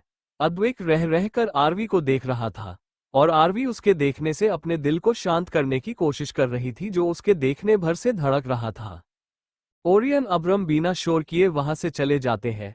स्मृति भी उठकर किचन में चली गई और उसके पीछे श्रीविका भी। कुछ देर बाद स्मृति खाना बाहर लगाकर श्रीविका से बोली, आप सभी को बुला दीजिए। श्रीविका हाँ में सर हिलाकर चली जाती है और सभी को बुला देती हैं सिवाय अब्रम के। वो कुछ सोच अब्रम के रूम को नोक करती है, लेकिन कोई आवाज नहीं आती। श्रीविका अंदर जाकर देखती है तो कोई नहीं था। वो जाने को मुड़ी ही थी कि अब्रम अंदर आ गया। श्रीविका को देख वो बोला, क्या हुआ, कोई काम था क्या? उसकी बात सुन श्रीविका बोली, हाँ मैं तुम्हें खाने के लिए बुलाने आई थी। ये सुन अब्रम बोला, अच्छा ठीक है मैं फ्रेश होकर आता हूँ। श्रीविका हाँ में सर हिलाकर जाने को हुई, लेकिन वो फिर बोली, वैसे तुम मुझे इतना घूर घूर कर क्यों देख रहे थे? उसकी बात सुन अब्रम हैरानी से बोला, पर मैंने कब देखा? श्रीविका आंखें छोटी करके बोली, ज्यादा चालक मत बनो समझे। मैं डांस कर रही थी तब तुम ही तो मुझे आंखें फाड़ कर देख रहे थे। ये सुन अब्रम अपने बालों में हाथ फेर कर बोला, देखो ऐसा कुछ नहीं है। वो आगे और कुछ बोलता उससे पहले श्रीविका बोली, बस बस सफाई देने की जरूरत नहीं है। जानती हूँ कि तुम मुझे काफी पसंद करते हो, इनफैक्ट लव भी करते हो, और मानती भी हो कि जब सामने वाला ना माने तो काफी दर्द होता है, लेकिन इसका ये मतलब नहीं कि तुम। उसकी इतनी सारी बातें सुन अब्रम उसकी तरफ कदम बढ़ाने लगता है, जिसे देख श्रीविका बोलते बोलते रुक जाती है और अपने कदम पीछे खींचने लगती है। वो दीवार से लगकर अटकते हुए बोली, देखो मां मैं मना नहीं कर रही, मैं सोचूंगी तुम्हारे बारे में, इसीलिए तुम ऐसी हरकत नहीं कर सकते। अब्रम बिल्कुल उसके पास आ गया था। उसके इतने पास आने से श्रीविका का दिल जोर जोर से धड़कने लगा। उसके मुंह से अब एक शब्द नहीं फूट रहा था। अब्रम उसके पास जाकर उसके गले पर सांस छोड़कर बोला, अब जब तुमने कह ही दिया कि मैं तुम्हें पसंद करता हूं तो ऐसी हरकतें तो कर ही सकता हूं। वो उसके होठों की तरफ धीरे धीरे बढ़ने लगता है, जिसे देख श्रीविका डर से अपनी आंखें टाइट बंद कर देती है। उसके माथे पर ठंडा पसीना आ गया था, जिसे देख अब्रम हल्का सा दूर होकर उसके चेहरे को निहारने लगता है। वही श्रीविका को जब कुछ महसूस नहीं हुआ तो वो अपनी आंखें खोलती है। अब्रम का खुद को देखता पाकर को जल्दी से उसे दूर धक्का देकर उसके सीने पर एक पंच झड़ देती है, और वहां से जल्दी जाते हुए बोली, बेशर्म कही कि मैंने तो कहा कि तुम्हारे बारे में सोचूंगी, लेकिन तुम तो एक नंबर के साइको निकले। आइंदा ऐसे किया तो जान ले लूंगी तुम्हारी। ये बोल वो भाग गई। अब्रम अपने सीने को सहलाते हुए बोला, कितना जोर से मारा? उसे श्रीविका का वो डर से भरा चेहरा एक बार फिर याद आता है तो वो मुस्कुराने लगता है। वो अपने बालों में हाथ फेर वॉशरूम में चला जाता है। वही श्रीविका बाहर आकर लंबी लंबी सांसें लेने लगती है। वो मन में बोली, ये क्या हो रहा है यार मैंने उसे रोका क्यों नहीं, छोड़ूंगी नहीं उसे। ये बोल वो डाइनिंग टेबल की तरफ चली जाती है। कुछ देर बाद डाइनिंग टेबल पर सब मौजूद थे सिवाय शशांक के। सभी डाइनिंग टेबल पर थे। स्मृति ओरियन से बोली, पापा अभी तक नहीं आए? ओरियन उसकी तरफ देखते हुए बोला, वो भाभी शिव अंकल किसी काम से बाहर गए हैं तो वो कल ही आएंगे। उसकी बात सुन स्मृति हाँ में सर हिला देती है। कर्निश आते हुए बोला, भाभी भाई की आज एक काफी इम्पोर्टेंट मीटिंग है तो वो नहीं आ रहे।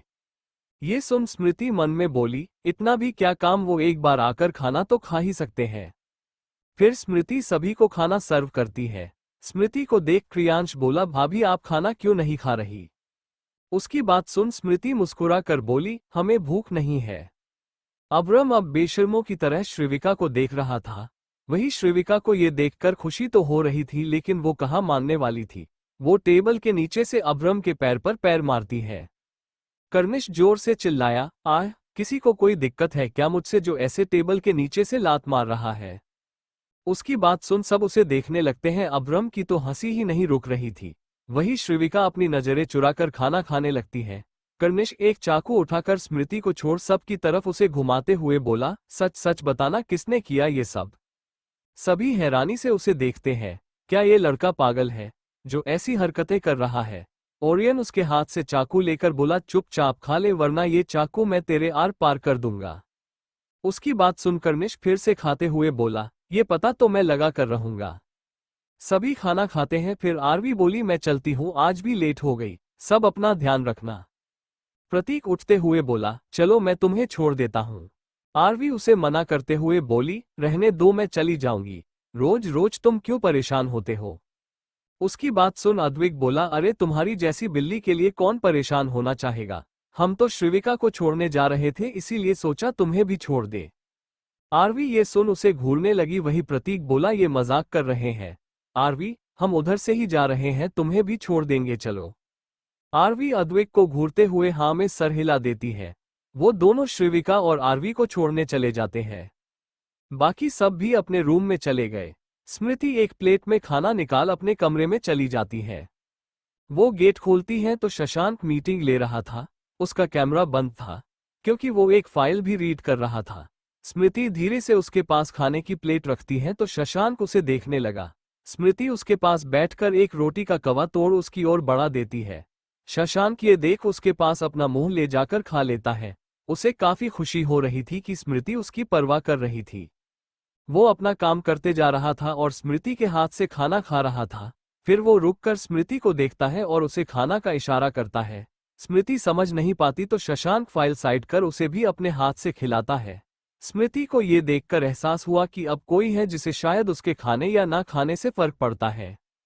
स्मृति पूरा खाना खत्म करके प्लेट वापस किचन में रखने चली जाती है और शशांक उसे जाते हुए देखता है।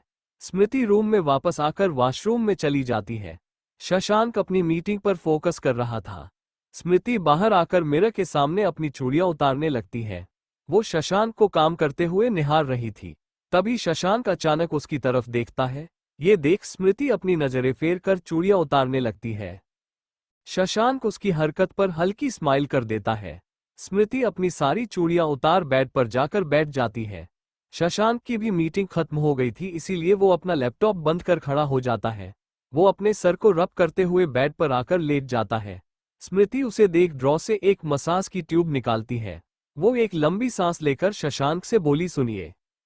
शशांक अपने सर पर हाथ रख उसकी ही तरह बोला, कहिए।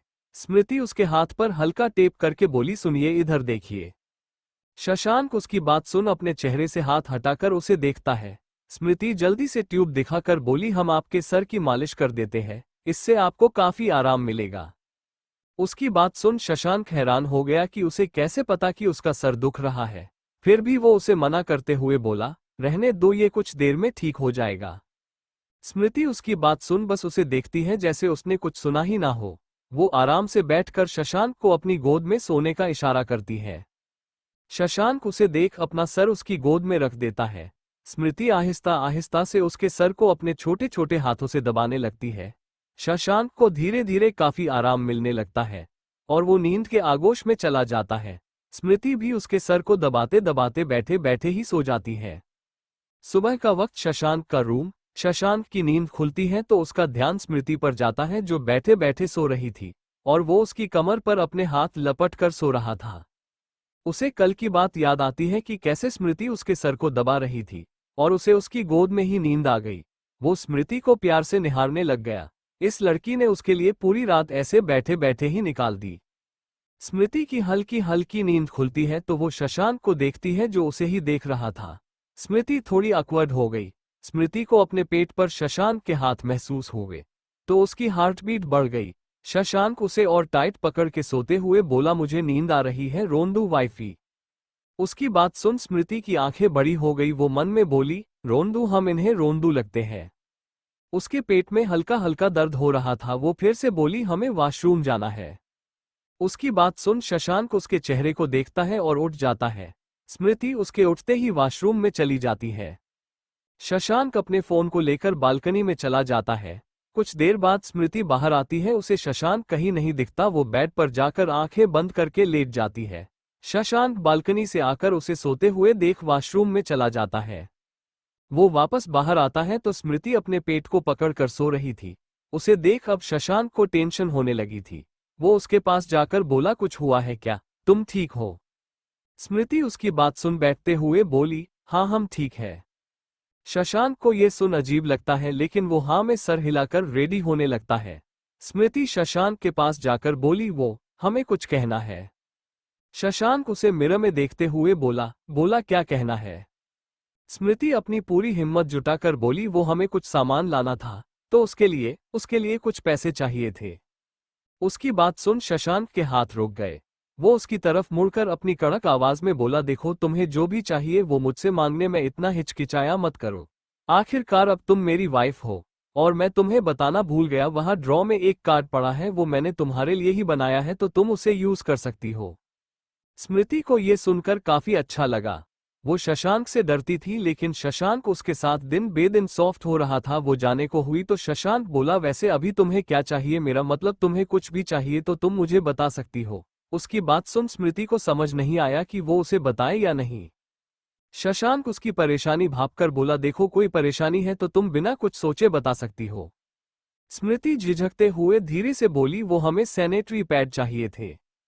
उसकी बात सुन शशांक बोला, अच्छा क्या तुम्हें पीरियड्स आए हैं और तुम अब मुझे बता रही हो?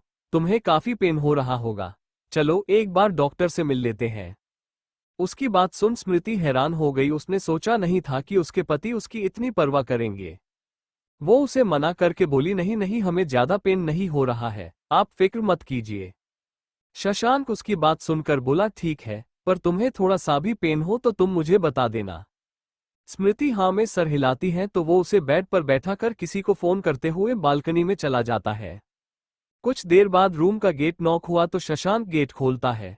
सामने कर्निश हाथ में एक बैग लेकर खड़ा था। कर्निश अंदर आने को हुआ तो शशांक बोला, कोई जरूरत नहीं है अंदर आने की। उसकी बात सुन कर्निश अंदर झांकते हुए बोला, कैसी बातें कर रहे हो भाई, मैं तो बस भाभी को देखना चाहता हूं कि वो ठीक तो है। शशांक उसके हाथ से बैग लेकर बोला, वो आराम कर रही है तो तुम्हें जो भी देखना है वो बाद में देख लेना। कर्निश मुंह बनाकर बोला, कठोर। ये बोल वो चला जाता है। शशांक गेट बंद कर अंदर आता है तो स्मृति वॉशरूम से बाहर आती है। शशांक उसे बैग देकर बोला, ये लो, इसमें सारा सामान है जो तुम्हें चाहिए था। स्मृति एक नज़र शशांक को देखती है और बैग लेकर वॉशरूम में चली जाती है। शशांक वही सोफे पर बैठ जाता है।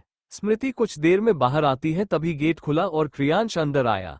वो स्मृति के पास जाकर उसे एक फ्रेश फ्लावर्स का बुके देकर बोला, ये लीजिए भाभी, अगर आपका मोमेटिंग जैसा या कुछ अटपटा फील हो तो आप इनकी स्मेल लेना, आपको काफी अच्छा लगेगा। शशांक उसे घूर के देख रहा था। वही स्मृति कुछ समझ ही नहीं पाई। क्रियांश उसे बुके देकर जल्दी चला गया। स्मृति बुके को स्मेल कर टेबल पर रखती ही है कि फिर गेट खुला और कर्निश अंदर आया।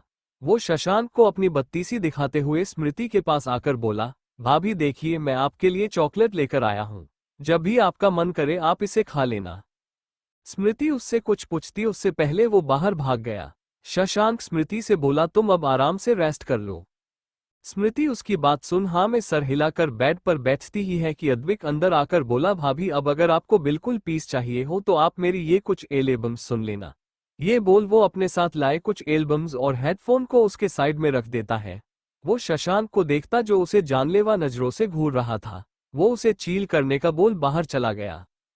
शशांक को अब गुस्सा आ रहा था कि क्यों उसने उस गधे कर्निश को सामान लाने को कहा। उसने सभी को बता दिया कि स्मृति को पीरियड्स आए हैं और अब सब एक के बाद एक मुंह उठाकर आ रहे हैं। वो सब सोच ही रहा था कि एक बार फिर गेट खुला और प्रतीक अब्रम अंदर आए। उन्हें देख स्मृति खड़े होने को हुई तो प्रतीक बोला, अरे भाभी आप आराम से रेस्ट करो, हम तो यहाँ हॉट पैक देने आए हैं, इसकी आपको जरूरत होगी। अब्रम स्मृति के साइड में पैक रखकर बोला, भाभी आपको कोई भी जरूरत हो तो आप हमें आवाज लगा देना, हम सब बाहर ही है। ये बोल वो बाहर चले जाते हैं। शशांक बेचारा उन्हें देख रहा था, वो सब उसे करना चाहिए था स्मृति के लिए, और उसके बेवकूफ भाई पहले ही हाथ पैर मार चुके थे। स्मृति के चेहरे पर ये सब देख हल्की स्माइल आ गई। वो एक बार फिर गेट की तरफ देखती है, शशांक भी गेट की तरफ देखता है। उन्हें यकीन था कि इस बार भी कोई आने वाला था, और हुआ भी ऐसा ही। एक बार फिर गेट खुला और ओरियन अंदर आया, उसके हाथ में एक ग्लास थी। वो स्मृति के पास आकर वो ग्लास उसे देते हुए बोला, इसे पी लीजिए भाभी, मैंने स्पेशल आपके लिए ये बनवाई है, इससे आपको कम दर्द होगा। ये बोल वो जल्दी से बाहर चला गया। वही स्मृति उसकी बात सुन शशांक को देखती है। इसका मतलब क्या उसके पतिदेव ने सभी को बता दिया? शशांक भी जैसे उसकी मन की बात जान गया हो। वो बोला, ज्यादा मत सोचा और रेस्ट करो, मैं थोड़ी देर में आता हूँ। ये बोल वो बाहर चला गया। स्मृति उसके जाने के बाद उन सभी की दी गई चीजों को देख मुस्कुरा दी। सभी को कितनी फिक्र थी उसकी, और ऐसी फिक्र आज तक किसी ने नहीं की थी उसकी। वही शशांक बाहर आया तो उसकी आंखें छोटी हो गई। उसकी पूरी बागड़ बिल्लों की गैंग कमरे के बाहर ही खड़ी थी। सभी लड़के स्मृति को कुछ ना कुछ दे रहे थे। इससे परेशान होकर शशांक बाहर आकर देखता है तो सभी कमरे के बाहर ही खड़े थे। उन्हें देख वो अपनी भारी आवाज में बोला, सब यहाँ क्या कर रहे हो? उसकी बात सुन सभी सीधे खड़े हो गए। कोई कुछ नहीं बोला तो ओरियन ने कहा, भाई देख, हमें भाभी की फिक्र है, इसीलिए हम सब यहाँ खड़े हैं। अब्रम भी ओरियन का साथ देते हुए बोला, हाँ यार, मैंने भी अपनी स्टडी में पढ़ा था कि इस टाइम पर गर्ल्स को काफी पेन होता है, इसीलिए हम सब भाभी का मूड ठीक रखने की कोशिश कर रहे हैं। उसकी बात सुन शशांक कर्निश को घूरते हुए बोला, एक बात भी तुम अपने तक नहीं रख सकते ना? कर्निश अद्वैक के पीछे हो गया। अद्वैक हिम्मत करके बोला, क्यों, हमें पता क्यों नहीं चलना चाहिए? आखिर भाभी हमारा इतना ध्यान रखती है तो हमें भी तो उनकी थोड़ी बहुत हेल्प करनी चाहिए। ये सुन शशांक अपने गुस्से को कंट्रोल कर सभी से बोला, आज किसी को कोई काम नहीं है क्या? और अब्रम, तुम्हें ऑफिस नहीं जाना? उसकी बात अब्रम जल्दी से बोला, नहीं, आज मेरा एक बिजनेस डिनर है अपने पुराने क्लाइंट के साथ, तो मैं वही जाऊंगा। शशांक ये सुन कर्निश को देखता है तो कर्निश तपाक से बोला, भाई जब बॉस ही नहीं जा रहे तो मैं जाकर क्या करूंगा? ये बोल वो अपने दांत दिखा देता है। शशांक की नजर अद्वैक और प्रतीक पर जाती है, पर वो अब उन दोनों को कह ही क्या सकता था। फिर वो उनसे नजरें हटाकर ओरियन से बोला, और तुम किस खुशी में नहीं गए? ओरियन काफी रिस्पेक्ट से बोला, यार जब तू ही नहीं जा रहा तो मैं वहां जाकर किसकी सिक्योरिटी करूं?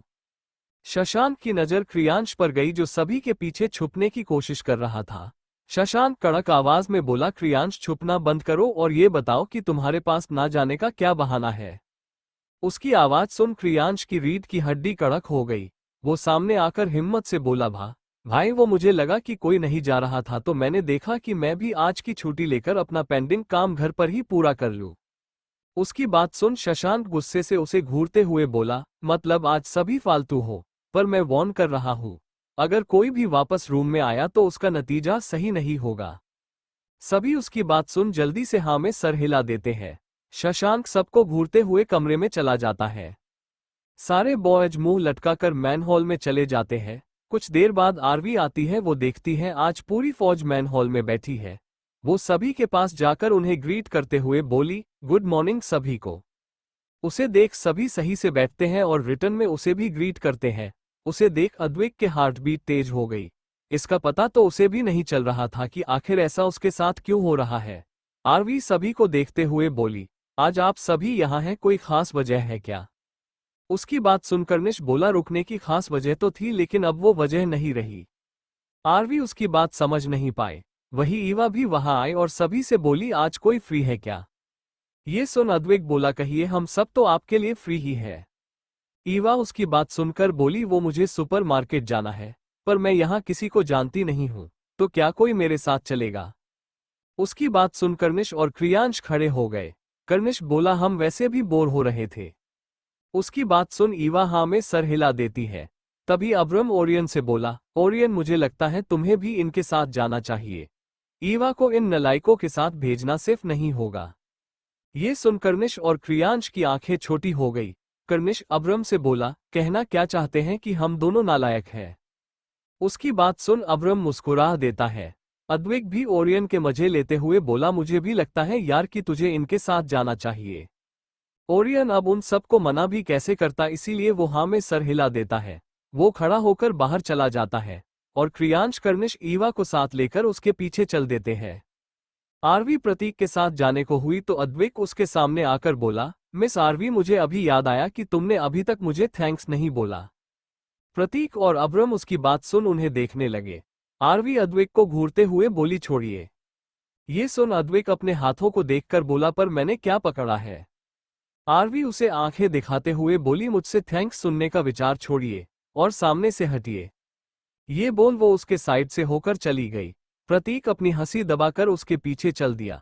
अब्रम उठकर उसके कंधे को थपथपाकर हंसते हुए बोला, इसीलिए कहता हूं भाई, ये लड़की बाकियों की तरह तेरे पीछे भागने से नहीं है, कोई ना होता है।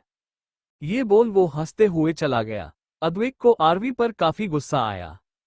कमरे में शशांक सोफे पर बैठा काम कर रहा था। आज वो स्मृति के लिए ऑफिस नहीं गया था। स्मृति बेड पर सो रही थी, लेकिन अचानक उसकी नींद खुली और वो उठकर वॉशरूम में भाग गई। शशांक ये देख टेंशन से उसके पीछे जल्दी से गया। स्मृति को उल्टी हो रही थी और शशांक उसके बालों को पीछे कर रहा था। स्मृति अपना चेहरा धोकर बाहर आती है और शशांक उसके पीछे पीछे। स्मृति अपने पेट को पकड़कर सिकुड़कर बैठ गई। शायद उसके पेट और कमर में दर्द हो रहा था। शशांक उसके पास आकर बोला, क्या तुम्हें ज्यादा दर्द हो रहा है? मैं डॉक्टर को फोन करूं? उसकी बात सुन स्मृति थोड़ा चीड़ कर बोली, हमने कहा ना, ये नॉर्मल है, हमारे साथ हर बार होता है। शशांक उसके जोर से बोलने पर बिल्कुल हैरान नहीं हुआ।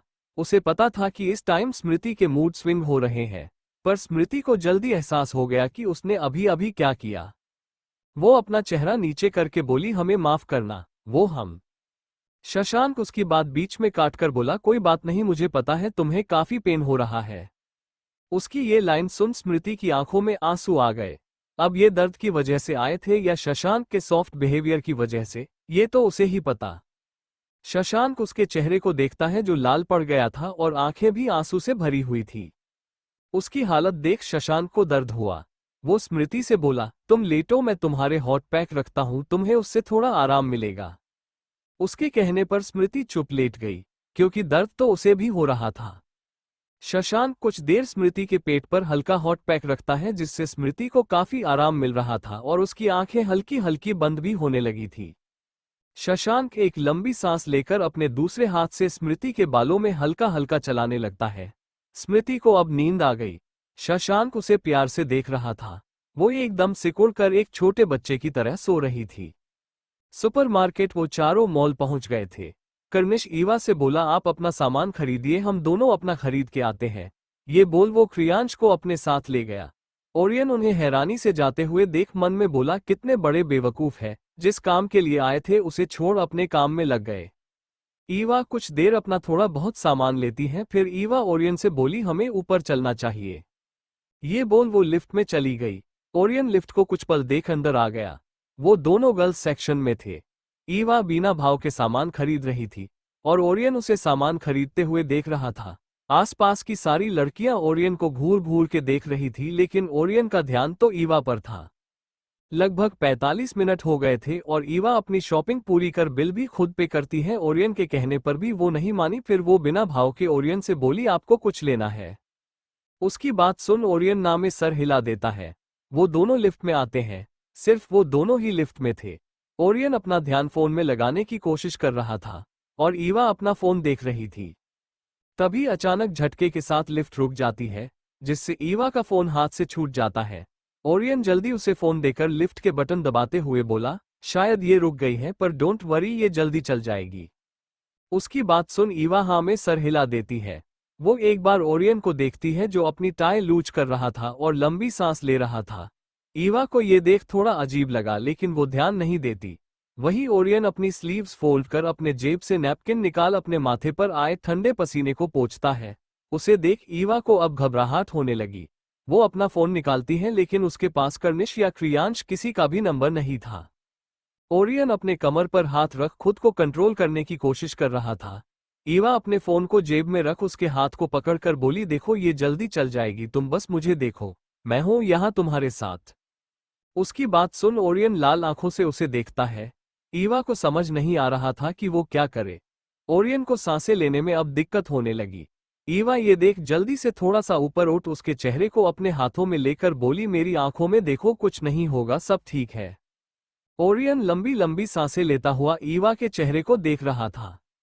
उसका शरीर पसीने से लथपथ होने लगा। ईवा जल्दी से उसके ब्लेजर को खोलती है और उसके शर्ट के 3-4 बटन भी खोल देती है। उसके पास पानी भी नहीं था। वो अब काफी घबरा रही थी, लेकिन वो खुद को मजबूत रखने की कोशिश करते हुए ओरियन को नीचे बैठाती है। ओरियन की आंखें हल्की हल्की बंद होने लगी थी। ये देख ईवा के हाथ कांपने लगे। उसे काफी रोना आ रहा था, लेकिन खुद को संभाल वो ओरियन को गले लगाकर बोली, देखो तुम इतने पावरफुल होकर हार नहीं मान सकते। लिफ्ट चल जाएगी, प्लीज आंखें बंद मत करो। ईवा के गले लगने से ओरियन का ध्यान अचानक उस पे जाता है। आज पहली बार कोई लड़की उसके गले लगी हुई थी। ओरियन अपनी लाल आंखों से उसके परेशान चेहरे को देखता है। ईवा उससे दूर होकर उसे देखती है। ओरियन उसे अपना फोन देकर मुश्किल से बोला, कर्निश को का कॉल करो। ईवा जल्दी से फोन लेकर कर्निश को फोन लगा देती है। वहीं बाहर क्रियांश और कर्निश देखते हैं एक जगह भीड़ जमी हुई थी। क्रियांश एक आदमी से पूछते हुए बोला, यहाँ इतनी भीड़ क्यों है? वो आदमी बोला, ये लिफ्ट अटक गई है और शायद कोई इसमें फंसा हुआ है। उसकी बात सुन क्रियांश और कर्निश घबराहट से एक दूसरे को देखते हैं। तभी कर्निश का फोन बजा। कॉल ओरियन का देख वो जल्दी से उठाकर बोला, भाई कहाँ हो आप? दूसरी तरफ से ईवा घबराते हुए बोली, कर्निश हम लिफ्ट में फंसे हुए हैं और ओरियन को काफी घुटन महसूस हो रही है। मुझे काफी डर लग रहा है, प्लीज तुम जल्दी कुछ करो। वो एक सांस में सब बोल गई। कर्निश उसकी बात सुन घबरा गया। वो जल्दी से बोला, ईवा मेरी बात ध्यान से सुनो। ओरियन भाई को कैसे भी करके होश में रखो। उन्हें लंबी सांस लेने को कहो। मैं लिफ्ट खुलवाता हूं, तुम बिल्कुल टेंशन मत लो। उसकी बात सुन ईवा जल्दी फोन रखती है और ओरियन को देखती है, जिसकी सांसें लगभग बंद हो गई थी। ओरियन की हालत देख ईवा की आंखों में आंसू आ गए। उसे अपने मॉम डैड की याद आने लगी। वो ओरियन के सीने से लग जोर जोर से रोते हुए बोली, मैंने कहा अपनी आंखें खुली रखो, सुना तुमने? ओरियन को बस उसकी आवाज सुनाई दे रही थी। ईवा उससे दूर होकर एक जोर से मुक्का उसके सीने पर मारती है। उसके मारने से ओरियन को अचानक जोर से खांसी चली। ईवा ये देख जल्दी से उसकी पीठ सहलाने लगी। वो जल्दी से बोली, सॉरी, मैं काफी डर गई थी इसीलिए। ओरियन की आंखें फिर बंद होने लगी। ये देख वो उसका चेहरा पकड़ कर बोली, मैंने कहा अपनी आंखें खुली रखो, एक बार मैं समझ नहीं आती क्या? ये बोलते हुए उसकी आंखों से आंसू बह रहे थे। ओरियन उसकी तरफ देखता है। तभी अचानक लिफ्ट का गेट खुला। फ्रेश हवा आने से ओरियन को हल्की हल्की राहत मिली। क्रियांश और कर्निश जल्दी से अंदर आए। ईवा जल्दी से खड़ी हो गई। कर्निश ओरियन को उठाते हुए बाहर लेकर जाता है और एक बेंच पर बैठा देता है। क्रियांश ईवा को देखता है जो जल्दी जल्दी अपने आंसू साफ कर रही थी। उसे देख क्रियांश बोला, तुम ठीक तो हो? उसकी बात सुन ईवा हाँ में सर हिला देती है। वो जल्दी से ओरियन का ब्लेजर उठाकर क्रियांश के साथ बाहर चली जाती है। कर्निश ओरियन को पानी पिलाते हुए उसकी पीठ सहला रहा था। ओरियन अब थोड़ा ठीक दिख रहा था। कर्निश ने ईवा को देखा जिसकी आंखें हल्की लाल हो गई थी। वो ईवा से बोला, थैंक्स ईवा, तुमने ओरियन भाई की काफी हेल्प की। उसकी बात सुन ईवा ओरियन के ब्लेजर को उसे देकर बिना किसी भाव के बोली, कोई बात नहीं, मैं बाहर जा रही हूं। ये बोल वो जल्दी से बाहर चली गई। ओरियन उसे जाते हुए देखता है। कर्निश क्रियांश को ईवा के पीछे जाने का इशारा करता है तो क्रियांश उनका सामान लेकर उसके पीछे चला जाता है। अग्निवंशी मेंशन। प्रतीक और आरवी एक ड्रेस डेकोरेट कर रहे थे। प्रतीक आरवी से बोला, वैसे आरवी तुम्हें पता है जिससे तुम डील करने गई थी उसकी कंपनी बैंकरप्ट हो गई। और मजे की बात यह है कि उसके सारे काले चिट्टे सामने लाने वाले और बैंकरप्ट करने वाले शशांक भाई है। अच्छा हुआ हमने उसके साथ डील नहीं की। उसकी बात सुन आरवी के हाथ रुक गए। वो मन में बोली, इसका मतलब उस शादी.com ने ही ये सब शशांक सर को बताया होगा और शशांक सर ने ये सब किया होगा। ये सब सोच उसे काफी अच्छा लगा। उसने सोचा नहीं था कि एक एम्प्लॉय के लिए शशांक ये सब करेगा। वो प्रतीक से बोली, सुनो मैं 2 मिनट में आए। हाँ, ये बोल वो जल्दी से चली गई। प्रतीक को कुछ समझ ही नहीं आया। आरवी बाहर आए तो उसे अद्विक किचन की तरफ जाते हुए दिखा। वो भी उसके पीछे चली गई। अद्विक फोन चलाते हुए फ्रिज से पानी निकालकर पीता है। वो फोन जेब में रख पलटा तो उसके प्राण निकल गए। वो 2 कदम पीछे होकर अपने सीने पर हाथ रख के बोला, पागल वागल हो क्या? ऐसे कौन खड़ा रहता है? आरवी जस्ट उसके पीछे थी, इसीलिए वो थोड़ा घबरा गया। वो फिर से बोला, अगर दुश्मनी करनी है तो मैं तैयार हूं, लेकिन ये ऐसे डराना अलाउड नहीं है। उसकी बात सुन आरवी बोली, सॉरी, मेरा आपको डराने का कोई इरादा नहीं था। ये सुन अद्विक हैरानी से बोला, सॉरी, मैंने कोई गलती कर दी क्या? आरवी उसे मना करते हुए बोली, नहीं नहीं, मैं तो बस आपको टैक्स कहने आई थी, आपने उस दिन मेरी मदद की इसीलिए। उसकी बात सुन अद्विक को एक जोर का झटका लगा। वो हैरानी से बोला, क्या तुम अभी अभी चढ़ा कर आए हो या फिर कहीं घिर विर गई? नहीं मतलब कुछ तो हुआ ही होगा, वरना तुम ऐसे थैंक्स नहीं बोलती। आरवी उसे यकीन दिलाते हुए बोली, अरे मैं होश में हूं और आपको थैंक्स बोल रही हूं। उसकी बात सुन अद्विक हैरान हो गया, जो लड़की सुबह तक उसे काटने को दौड़ रही थी वो अब उसे थैंक्स बोल रही है। ये बात उसे हजम नहीं हो रही थी। वो शक की नजरों से बोला, जरूर इसके पीछे तुम्हारी कोई चाल है जंगली बिल्ली। आरवी को ये सुन उस पे काफी गुस्सा आया, लेकिन फिर भी वो शांति से बोली, छोड़िए। अद्विक अपने हाथ ऊपर कर कंफ्यूजन से बोला, अब क्या छोड़ूं? आरवी उसके हाथ नीचे करते हुए बोली, ऐसे मुझ पे शक करना छोड़िए और बस मेरे थैंक्स को एक्सेप्ट कीजिए। उसकी बात सुन अद्विक कुछ बोलता उससे पहले दादाजी की आवाज आए। दोनों ने बाहर जाकर देखा तो दादाजी और नोआन मैन हॉल में बैठे थे। अद्विक फिर से किचन में जाकर पानी लाता है और उनकी तरफ चला जाता है। आरवी भी उसके पीछे चल देती है। अद्विक दोनों को पानी देते हुए बोला, काफी जल्दी आ गए। उसकी बात पर दादाजी उसे कोई जवाब नहीं देते। उन्हें पता था अद्विक को कुछ भी कहने से मतलब नहीं है। फिर दादाजी बोले, वैसे कोई नजर नहीं आ रहा, सब कहाँ गए हैं? ये सुन अद्विक बोला, ओरियन, क्रियांश, कर्निश और ईवा मॉल गए हैं, बाकी सब यही है। अब्रम भी बाहर आता है। दादाजी को देख वो उनके पास जाकर बोला, कैसा रहा सफर, मजा आया अपनी पुरानी यादें ताज़ा करके? उसकी बात सुन दादाजी और नोआन मुस्कुराते हुए हाँ में सर हिला देते हैं। शाम का वक्त स्मृति अब ठीक थी और वो दादाजी और नोआन से भी मिल ली थी। शिव भी घर आ गए थे। आरवी अपने घर आज जल्दी चली गई थी। ओरियन और ये सब भी घर आ गए थे। किसी ने भी लिफ्ट वाली बात घर में नहीं बताई थी। अभी सब डिनर करके मैन हॉल में बैठे थे। तभी अविनाश और श्रीविका अंदर आते हैं। उन्हें देख दादाजी बोले, आओ अविनाश, अब याद आई हमारी। उनकी बात सुन अविनाश उनके पास बैठ मुस्कुरा कर बोले, कैसी बातें कर रहे हो दादाजी, भला आपको मैं भूल भी सकता हूँ क्या? वो तो बस यहाँ अपने बिजनेस के चलते बिजी हो गया था, इसीलिए टाइम ही नहीं मिला यहाँ आने का। ये सुन दादाजी हाँ में सर हिलाकर बोले, वैसे इससे मिलो, मेरा सबसे खास दोस्त नोआन। उनकी बात सुन अविनाश नोआन के पैर छूते हैं। नोआन मुस्कुरा कर बोले, बी हैप्पी माई चाइल्ड। उनकी बात पर अविनाश मुस्कुरा दिए। फिर अविनाश दादाजी से बोले, दादाजी कल मेरे नए प्रोजेक्ट की छोटी सी पार्टी है तो मैं आप सभी को इनवाइट करने आया था।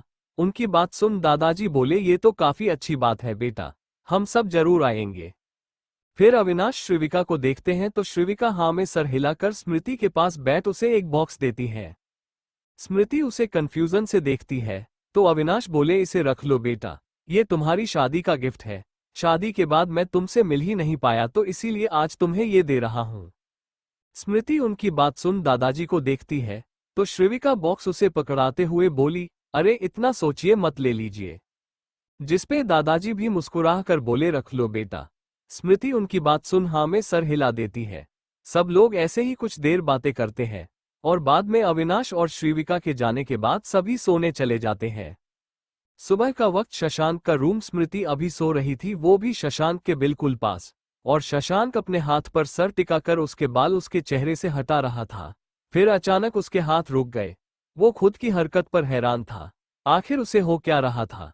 वो स्मृति की तरफ धीरे धीरे खींचा चला जा रहा था। वो जल्दी से उठ वॉशरूम में चला गया। कुछ देर बाद वो वापस बाहर आकर देखता है स्मृति अभी भी सो रही थी। वो उसे देख क्लोसेट की तरफ चला जाता है।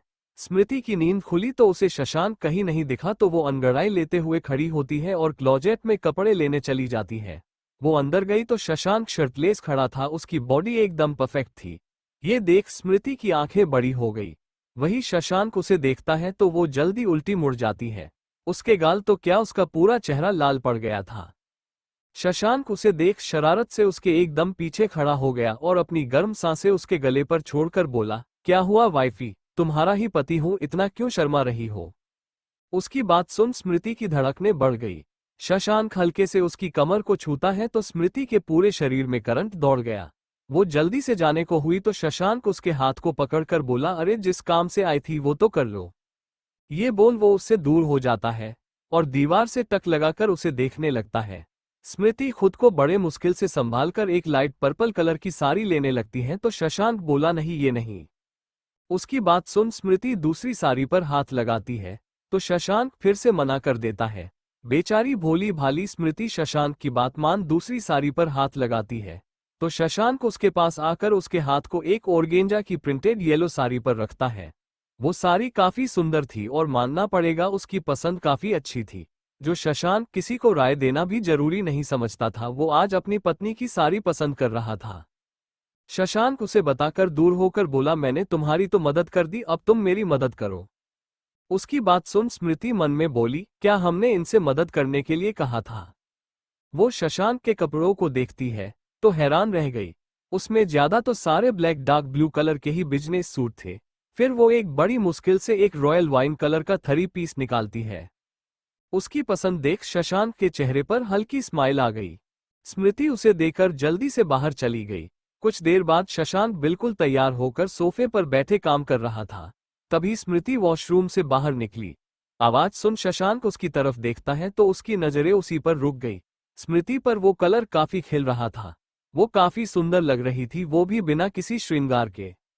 वो अपने गीले बालों को झटकती हैं तो कुछ छींटे शशांक के चेहरे पर भी जाते हैं, जिससे वो होश में आया। वो अपने काम में ध्यान देने की पूरी कोशिश करता है पर उसका ध्यान बार बार स्मृति पर जा रहा था। स्मृति एकदम तैयार हो जाती है। उसका ध्यान अपने ब्लाउज की डोरियों पर जाता है तो वो उन्हें बांधने की कोशिश करती है। शशांक जल्दी से उसके पास चला जाता है जैसे वो इसी का इंतजार कर रहा हो। स्मृति को अपनी पीठ पर शशांक के हाथ महसूस हुए तो उसने जल्दी से मिरर में देखा तो शशांक उसे ही देख रहा था। ये देख वो जल्दी से अपनी पलकें झुका लेती है। शशांक ये देख मुस्कुरा दिया। वो स्मृति को बेड पर बैठने का इशारा करता है तो स्मृति घबराते हुए बेड पर बैठ गई। शशांक अपनी जेब से एक डिब्बा निकालता है। वो उसे खोलता है तो उसमें पाजेब थी, जो काफी सुंदर और यूनिक थी। वो नीचे बैठ स्मृति को पहनाने को हुआ तो स्मृति अपने पैर पीछे खींचकर बोली, ये आप क्या कर रहे हैं? शशांक उसे घूरते हुए बोला, मुझे लगा था तुम देख सकती हो। उसके जवाब पर स्मृति धीरे से बोली, हमारा मतलब आप हमारे पैर मत छुइए। उसकी बात सुन शशांक बोला, और मैं ऐसा क्यों ना करूं, चुपचाप बैठो। ये बोल वो स्मृति के पैरों में पायल पहना देता है। वो खड़ा होकर बोला, ये फर्स्ट नाइट का गिफ्ट है। स्मृति उसकी बात पर धीरे से सर हिला देती है। फिर शशांक रुक कर बोला, वैसे तुम प्लीज थोड़ा चलकर दिखाओ। उसकी बात सुन स्मृति 1-2 कदम चलती है जिससे उसके पायल शोर करते हैं। उनकी आवाज सुन शशांक को जैसे काफी सुकून मिला। स्मृति के चेहरे पर भी प्यारी सी मुस्कान आ गई। उसके लिए सभी के गिफ्ट एक तरफ और अपने पति जी का गिफ्ट एक तरफ था। उसे खुद में ही काफी खुशी हो रही थी और शशांक स्मृति को देख काफी सुकून महसूस कर रहा था। Thank you for listening. मुझे उम्मीद है आपको ये स्टोरी पसंद आई होगी। अगर आपको पसंद आई है तो प्लीज लाइक और कमेंट करना ना भूलें और मोर स्टोरीज के लिए सब्सक्राइब करें। मिलते हैं नेक्स्ट वीडियो में।